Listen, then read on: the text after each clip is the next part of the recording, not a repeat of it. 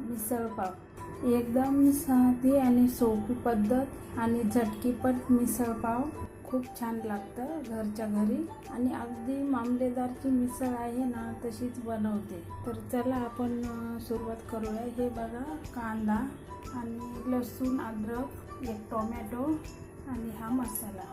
तर आता कांदा, लसूण आणि अद्रक त्याचं पेस्ट करून घेऊया.